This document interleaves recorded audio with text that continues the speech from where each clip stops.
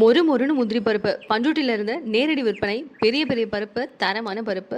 Order now. ஐயோ, அந்த 10 நாள் கெடு என்னாச்சுன்னு தெரியலையே. 10 நாள் முடிய போது வரப்போகுது வரப்போகுது அப்படின்னு சொன்னா என்னதான் நடக்கும்? செங்கோட்டையன் அவர்கள் 10 நாள் கெடு கொடுத்திருந்தாரு தான்.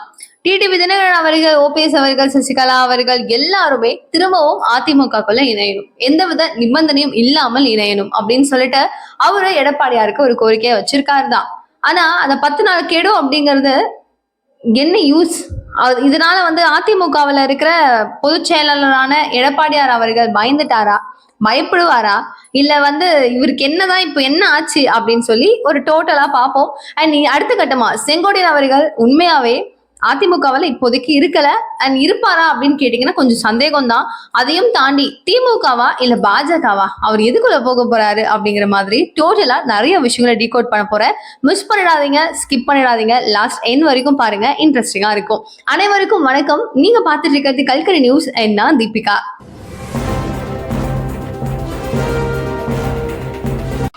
ஸோ எடப்பாடியார் கிட்ட என்னதான் ஒரு 10 நாள் அவர் கெடு கொடுத்திருந்தாலும் அந்த கெடுக்கான ஒரு பதில் அப்படிங்கிறது ஷுவரா அவர் சொல்ல போறதே கிடையாது. அவருக்கான ஒன்னு இருக்கும்ல, ஒரு தாட்னு இருக்கும்ல. என்னதான் எம்ஜிஆர் காலத்துல இருந்து செங்கோட்டையன் அவர்கள் கூடவே இருக்கிறாரு, அந்த நேரத்துல இருந்தே அவர் இன்னும் வரைக்கும் சப்போர்ட்டிவா இருக்கிறாரு அப்படின்னா, அவரை தாண்டி இவர் ஒரு பொசிஷன்ல இருக்காரு அப்படின்னா கண்டிப்பா அக்செப்ட் பண்ண முடியாதுதான். ஆஸ் அ ஹியூமனா அவரால் அக்செப்ட் பண்ண முடியாதுதான். ஆனா அந்த விதமான நிர்வாகத்திறன் அது அப்படியே எடப்பாடியார் கிட்ட இருக்கிற மாதிரி செங்கோட்டையன் அவர்கள்கிட்ட இருக்கா அப்படின்னு கேட்டீங்கன்னா செங்கோட்டையன் அவர்களை எல்லாருக்கும் தெரியும். ஆனா ஒரு ஆளுமை, ஒரு நிர்வாக பண்ற அளவுக்கான ஒரு திறமை அவர்கிட்ட கொஞ்சம் குறைவுதானோ அப்படிங்கிறது மக்களின் பார்வையாகவும் இருக்கு. ஆரம்ப காலகட்டங்கள்ல இருந்து அதிமுக அப்படின்னு சொல்லி எடுத்துக்கிட்டோம்னா ஜெயலலிதா அம்மையாரை தவிர அடுத்த ஒரு பிரதிபலிப்பு அப்படிங்கறத அந்த அளவுக்கு யாருமே மைண்ட்ல பிக்ஸ் பண்ணிக்கவே கிடையாது.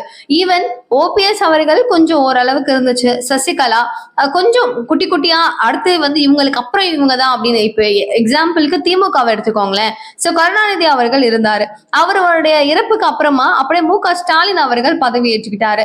இப்ப இவருக்கும் அப்புறமா இப்பவே ஒரு பெரிய பிம்பமா உதயநிதி ஸ்டாலின் அவர்கள் தான் அடுத்த மொத்தமாவே இவர் தான்ப்பா அப்படின்னு சொல்லும் வகையில அவர் தான் இவங்களுக்கு அப்புறம் அப்படின்னு சொல்லி காமிச்சிட்டு இருக்காங்க. அண்ட் சமீப மாதங்கள்ல பாத்தீங்க அப்படின்னா இன்பநிதி, உதயநிதியினுடைய மகன் இன்பநிதி அவர்களும் அப்போ எல்லா களங்களையும் இருக்கிறதையும் பார்க்க முடியுது. சோ இப்போ அவங்களுடைய ஒரு பேஸ் பிளாட்ஃபார்ம்ஸ் அப்படிங்கறத சூப்பரா காமிச்சு நம்மளுக்கு வடிவா அமைச்சு விட்டாங்க, இவங்களுக்கு அப்புறம் இவங்க அப்படின்னு. அதே மாதிரி அதிமுகவில் அப்படின்னு சொல்லி பார்க்கும்போது யாருமே கிடையாது. அதுதான் உண்மையான ஒரு விஷயம். நம்மளுக்கு இவங்களுக்கு அப்புறம் இவங்க தான் அப்படின்னு சொல்லக்கூடிய அளவுக்கான ஒரு பொசிஷன்ல அம்மையாரும் யாரையும் வைக்கலையோ அப்படின்னு தான் தோணுச்சு. பட் ப்ரையாரிட்டியா ஓபிஎஸ் அவர்கள் இருந்திருந்தாரு. அவருடைய பொறாத காலம் அவரே எனக்கு வேண்டாம் அப்படின்னு சொல்லி எழுதி கொடுத்த மாதிரி இவர் அந்த பதவியில உட்கார்ந்துடுறாரு எடப்பாடியார். அதுக்கப்புறம் நீ அதை விடு, நீ நோறு, நீ போ நீனு அப்படின்னு என்ன சொன்னாலும் நகருவாரா? வாய்ப்பு இருக்கா? ஒரு டேஸ்ட், ஒரு பழம் அது நம்ம சாப்பிட்டுட்டோம் அப்படின்னா பிடிச்சிருச்சு அப்படின்னா அதனுடைய ஒரு என்ன சொல்றது, அதனுடைய ஒரு ஹாப்பினஸ் அனுபவிச்சுட்டாரு அப்படின்னா திரும்பவும் எல்லாருக்கும் அந்த பழத்தை கொடுப்பாரா அவரு? அதுவும் ஒரு ப்ரீஷியஸான ஒரு பழம், இது உனக்கு மட்டும்தான், இது உன்னை பார்த்து எல்லாருமே இது உன்கிட்ட இருந்துச்சுன்னா உன்னை புகழுவாங்க, உன் கூட எப்பவுமே ஒரு கூட்டம் இருக்கும் அப்படின்னு சொல்லக்கூடிய அளவுக்கான ஒரு ப்ரீஷியஸான ஒரு கிஃப்ட் மாதிரி இந்த ஒரு சீட்டு. சோ ஒரு 4.5 வருஷம் கிட்டத்தட்ட இல்லையா?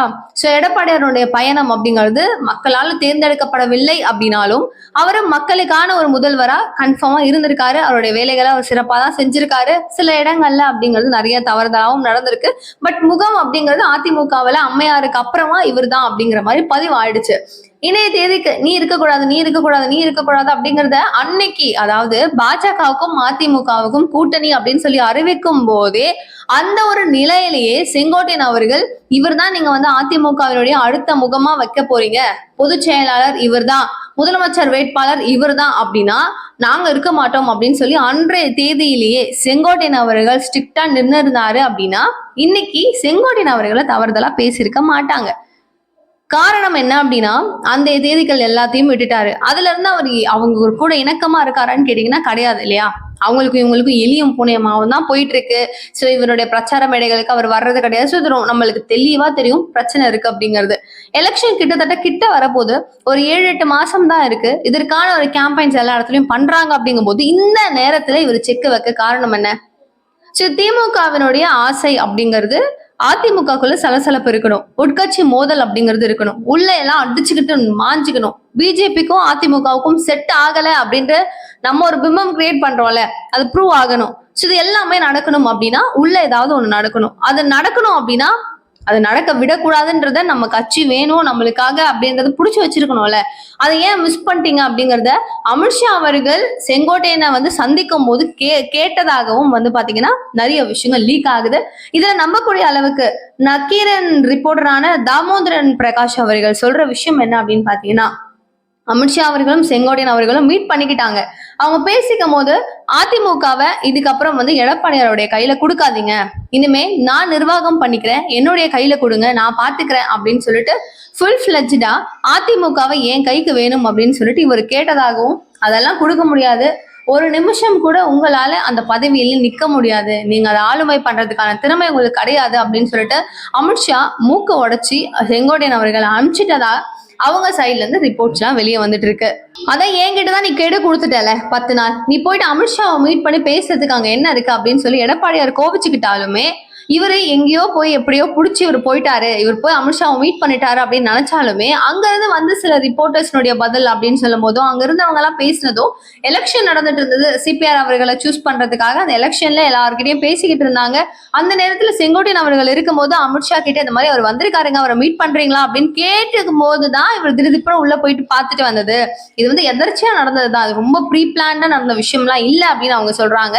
ஆனாலுமேவும் இவருக்கான சில கோட்பாடுகள் இப்ப அமித்ஷா அவர்களுக்கும் தமிழகத்துல என்னென்னலாம் நடந்துகிட்டு இருக்கு அப்படிங்கிறது தெல்ல தெளிவா தெரியும். உளவுத்துறை ரிப்போர்ட்ஸ் அப்படிங்கிறது ஷுவரா கொடுப்பாங்க, அவங்களுடைய தலைமைகள் அப்படிங்கிறவங்க இருக்காங்க, அவங்களும் பேசியிருப்பாங்க, எல்லாமே அங்க ஹாப்பனிங் ஆயிக்கிட்டு தான் இருக்கு. இந்த சிச்சுவேஷன்ல செங்கோட்டையன் அவர்களுக்கான ஒரு வாய்ப்புகள் இங்க பாருங்க, நீங்க வந்து திமுகவில் இணையறீங்களா இணைஞ்சுக்கோங்க, பாஜகவில் இணையறீங்களா இணைஞ்சுக்கோங்க, உங்களுடைய இஷ்டம் தான். ஆனா எலெக்ஷன் டைம்ல கிட்ட எலெக்ஷனை வச்சுக்கிட்டு இந்த மாதிரி அவதூறு பரப்புறதோ திமுக மனசுல நினைக்கிற விஷயங்களை நம்ம நிறைவேற்றி காமிக்கிற மாதிரி இருக்கவே கூடாது, அதை மட்டும் தெளிவா புரிஞ்சுக்கோங்க அப்படிங்கிற ஒரு பெரிய அட்வைஸ் தான் கொடுத்து அமித்ஷா அவர்கள் இவங்களை அமைச்சதாகவும் சில தகவல்கள் இருக்கு.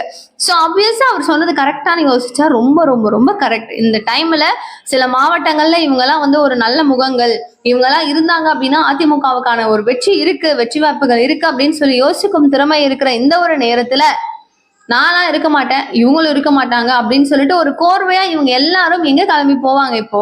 திமுகவா இல்ல பாஜகவா? திமுகவுல போனாங்கன்னா முத்துசாமி இருக்கிறாரு, அவரை பீட் பண்ணி செங்கோட்டையன் அவர்களுக்கு ஒரு முக்கியத்துவம் கொடுக்கணும், ஓபிஎஸ் அவர்களுக்கு ஒரு முக்கியத்துவம் கொடுக்கணும், டிடிவி அவர்களுக்கு கொடுக்கணும், சசிகலா அவர்களுக்கு கொடுக்கணும் அப்படின்னா கஷ்டம். அது இல்லாம கூட்டணி கட்சிகள் அப்படிங்கிறது எக்கச்சக்கமா அவங்க கிட்ட அப்படியே நொம்பி வழிஞ்சிட்டு இருக்காங்க. ஒரு பானைக்குள்ள கல்லு போட்டு போட்டு நொம்பி வரும்ல, அந்த மாதிரி இருக்கு. ஆல்ரெடி இருக்கிற 234 தொகுதிகள்ல யாருக்கு எதை கொடுக்கறது, எத்தனை சீட்டை கொடுக்கறதுங்கிறது ஒரு பெரிய இடையூறா, ரொம்ப பெரிய ஒரு இடைஞ்சலாவே அந்த சுச்சுவேஷனை அவங்க ஹேண்டில் பண்ணிட்டு இருக்காங்க. எங்க யாரு கோச்சுப்பான்னு தெரியாது, இவங்களை எப்படி சமாளிக்கிறதுன்னு தெரியல, யார் எங்க ஜெயிப்பாங்கன்னு தெரியல, எந்த கேண்டிடேட் ஒர்க் ஆகும்னு தெரியல, பல பிரச்சனைகள், 1-2 இல்ல. சோ அவங்க கிட்ட அவ்வளவு பிரச்சனை இருக்கும் போது நீங்களாம் பெரிய ஆளுங்க, நீங்க அங்க போறீங்க அப்படின்னா அவங்க உங்களுக்கு எப்படி ஸ்பிளிட் பண்ணி கொடுப்பாங்கன்றதும் இருக்கும்ல. சோ முத்துசாமியை பீட் பண்ணி நம்மளுக்கு ஒரு மரியாதை இருக்காது. அது இல்லாம அப்போல இருந்து நம்ம கெத்து காமிச்சிட்டோம், அதிமுக அதிமுக அதிமுக நம்ம தான் பெரிய ஸ்டார்ஸ்ன்னு இருந்துட்டு இப்ப போனா நல்லா இருக்காதுங்கிறது ஷார்ட் ஷார்ட்டா அவங்களுக்கு தெரியும். ஆனா விஜய் அவர்கள் கூட போறதுக்கு வாய்ப்பு இருக்கான்னு கேட்டீங்கன்னா நிறைய வாய்ப்பு இருக்கு. காரணம் அவர் வந்து புதுசா ஒரு கட்சி, சோ பெரிய அளவுல அவர் கூட கூட்டணி அப்படிங்கிறது யாரும் இல்லை. வாய்ப்பு இருக்குது அப்படின்னா இந்த எலெக்ஷன் இல்லைனாலும் நெக்ஸ்ட் எலெக்ஷன் இல்லைனாலும் ஏதாவது ஒரு வருஷம் கண்டிப்பா அவங்க யாருமே ஒழுங்கா பண்ணல, நம்ம பண்றோம் அப்படின்ற நம்பிக்கை மக்களுக்குள்ள வந்துச்சுன்னா நம்மளை என்னைக்கா இருந்தாலும் தூக்கி விடுவாங்க. ஸோ வெயிட் பண்ணுவோம், நம்ம வந்து பெருசா நம்ம சாதிக்கிறோம் அப்படின்னு சொல்லிட்டு கூட டிடிவி அவர்களுடைய நினைப்பு இருக்கு. செங்கோட்டையன் அவர்களுக்கு அப்படிங்கும் போது அப்படி இப்படி கொஞ்சம் போனோம், நம்ம அந்த பக்கமும் போகக்கூடாது இந்த பக்கமும் போகக்கூடாது. அன்னையில இருந்து இன்னைக்கு வரைக்கும் என்ன இருந்தோம், அதிமுகவில் தான் இருந்தோம். ஸோ அதிமுகவை விட்டு போகக்கூடாது. அப்படி இவர் கூட சேர முடியல, இவர் தான் முதல்வர் வேட்பாளர் அப்படிங்கிறது கன்ஃபார்ம் ஆயிடுச்சுன்னா திரும்ப போய் கெஞ்சலாம் தேவையில்ல, பாஜக பக்கம் போயிடுவோம். இன்னைக்கு எலெக்ஷன் இல்லைனாலும் நெக்ஸ்ட் எலெக்ஷன்ல அங்க இருந்து எதையாவது வின் பண்ணி ஏதாவது ஒரு சீட்டை பிடிச்சி போயிட்டு அடுத்தடுத்து என்ன பிரைம் மினிஸ்டராகவே ஆயிடலாம் அப்படின்னு கூட செங்கோட்டையன் அவர்கள் திங்க் பண்ணிட்டு இருக்கலாம். அண்ட் பாஜகவுடைய அழைப்பின்படி இந்த எலெக்ஷன் முடிஞ்சிருட்டோம், நீங்க சைலண்டா இருங்க அப்படின்னு சொல்றாங்கல்ல, அதை கீப் அப் பண்ணி பாஜகவுல போனார்னா அவருடைய புத்திசாலித்தனம் என்ன நடக்குது அப்படிங்கிறத பார்ப்போம். ஆனா கூட்டி கழிச்சு பார்த்தோம் அப்படின்னா செங்கோட்டையன் அவர்கள் பாஜகவில் இணையத்துக்கு பல வாய்ப்புகள் இருக்கு அப்படின்னு தான் தோணுது. என்ன காரணம்னா அவர் ஒரு அறிக்கை ஒன்று விட்டிருந்தாரு, நீங்க எல்லாருமே பார்த்திருப்பீங்க. சோ சிபிஆர் அவர்கள் வந்து பதவி ஏற்கிறாரு இல்லையா? சோ சிபி ராதாகிருஷ்ணன் அவர்களுக்கு ஒரு பெரிய ஒரு சூப்பர் நீங்க அப்படி இப்படி நீங்க வந்து ஒரு மாமனிதர், நீங்க வந்து இப்படிலாம் அப்படின்னு சொல்லி அவர் ஒரு புகழாரம் சூட்டினாலும், அடுத்த கட்டமா இவரை புகழாரம் அப்படிங்கிறது அதிகமா சூட்டப்படுறது யாருக்கு அப்படின்னு பாத்தீங்கன்னா மோடி அவர்களுக்கு. இரும்பு மனிதர் அப்படின்னு சொல்லி எல்லாம் வந்து போட்டிருந்தாரு. ஐ திங்க் அமித்ஷா அவர்களுக்குன்னு நினைக்கிறேன். சோ நீங்க வந்து அப்படி இப்படி பாஜக வந்து இந்த மாதிரி கட்சி அந்த மாதிரி கட்சி சூப்பர் அப்படின்னு சொல்லிட்டு சூப்பர் டூப்பர் மாதிரி பெரிய அளவுல பெரிய அளவுல புகழாரம் அப்படிங்கிறது மோடி அவர்களுக்கும் அமித்ஷா அவர்களுக்கும் சூட்டப்படுகிறது அப்படிங்கிறது நியத்தமான ஒரு உண்மை. அது ஏன் தீபிகா திடீர்னு மென்ஷன் பண்ற அப்படின்னு கேட்டீங்கன்னா, இவ்வளவு காலங்கள் வந்து நீங்க அதிமுகவில் இருக்கிறீங்க, சேர்ந்து பயணம் பண்றீங்க அப்படிங்கிற சூழ்நிலையில திடீர்னு பாஜகவுக்கு இந்த அளவுக்கு ஒத்து ஊதுவது ஏன் அப்படிங்கிறது தான் பலரின் ஒரு பிக்கஸ்ட் கேள்வியாகவும் இருக்கு. ஸோ இவ்வளோ சப்போர்ட் பண்ணி உங்களுடைய கட்சிங்க என்னதான் 1000 இருந்தாலும் பொதுச் செயலாளர் முதல்வர் வேட்பாளர் அப்படிங்கிற ஒரு அந்தஸ்து எடப்பாடியாருக்கு தான் இருக்கு. அன்னைக்கெல்லாம் நீங்க கொஞ்சம் பெருமையா தானே பேசுனீங்க. பன்னீர்செல்வம் அவர்கள் வந்து பதவியில இருக்க போறாரு அப்படிங்கும் போது குனிஞ்ச வண்ணம் இருந்தவர் எடப்பாடியார் நம்ம அன்னைக்கு பார்த்திருந்தோம். சோ அவர் கூடவே பின்னாடியே வந்து நம்ம சொல்ற முக்கிய தலைகள் அனைவரும் நின்றுட்டு இருந்தாங்க. இன்னைக்கு எடப்பாடியாரை பார்த்து குனிய முடியாம ஒரு ஈகோ கிளாஷ்ல ஷுவரா அது இருக்கும் தான். இல்ல அவங்க எல்லாம் ஹியூமன்ஸ் தான், இல்ல அது எப்படி இருக்கலாம் அப்படின்னு நம்ம கேட்டா அதெல்லாம் வந்து அவங்களுக்கு இருக்கும் தானே, பெரியவங்க அப்படிலாம் யோசிப்பாங்க தானே. ஆனா நம்மளுக்கு என்ன தேவை? கட்சி தேவை, அவங்க ஜெயிக்கணும், நம்ம அதுக்கப்புறம் எதுவா இருந்தாலும் பேசிக்கலாம் அப்படின்னு இருக்கலாம். எடப்பாடியார் இவர் ஏன் சேர்த்துக்கலன்ற கோபம் இருந்தாலும் அவங்க வந்து இவர் அக்செப்ட் பண்ணலையே, அப்ப இவர் எப்படி அக்செப்ட் பண்ணுவாருங்கிற ஒரு டயலமோ இருக்கு. அதை வெயிட் பண்ணி பார்ப்போம். சோ இப்ப என்ன விஷயம்னா, பிஜேபியே ஒரு புகழாரம் சுட்டுறது ஏன் அப்படின்னு ஒரு கேள்வி வரும்போது, மேபி இந்த எலெக்ஷனுக்கு அப்புறம் பாஜகவுல இது இணையறதுக்கான வாய்ப்புகள் பலவா இருக்கோ அப்படிங்கிறதுதான் எல்லாருக்கான ஒரு பதிலாவும் இருக்கு. சோ கூட்டி கழிச்சு பார்த்தோம் அப்படின்னா எடப்பாடி கட் அண்ட் ரைட்டா நீ முடியாது, நீங்க தேவையில்ல அப்படிங்கறத சொல்லிட்டாருன்னா, இதுக்கப்புறம் எனக்கு இவருடைய ப்ராப்ளம், இவருடைய ஃபீலிங்ஸ் என்னன்னா, என்ன அப்படின்னு சொல்லிட்டு விசாரிக்காம கட்சி பொறுப்புல இருந்து விளக்குனாங்கல்ல, அந்த விளக்கம் என்ன அப்படிங்கறத கூட கேட்கல. எனக்கு எவ்வளவு கோபம் இருக்கும் அப்படின்னு சொல்லி மனுஷன் கும்பிட்டு இருக்காரு செங்கோட்டையன் அவர்கள். சோ கன்ஃபார்மா பாஜகவில் இணைய போறாரு அப்படிங்கிறதுல மாற்று கருத்தே கிடையாது. இரும்பு மனிதர், மகா மனிதர் அப்படின்னு சொல்லிட்டு போற்றி புகழாரம் சூட்டிட்டு இருக்காரு பாஜகவினுடைய முக்கிய தலைகளுக்கு. என்ன நடக்குது அப்படிங்கறத பொறுத்திருந்து பார்க்கலாம். நிகழ்கால நிகழ்வுகள் ஒன்னொன்னு உடனுக்குடன் நீங்க தெரிஞ்சுக்கிறதுக்கு சேனலை சப்ஸ்கிரைப் பண்ணிக்கோங்க. தேங்க்யூ சோ மச் ஃபார் வாட்சிங் திஸ் வீடியோ. பாய்.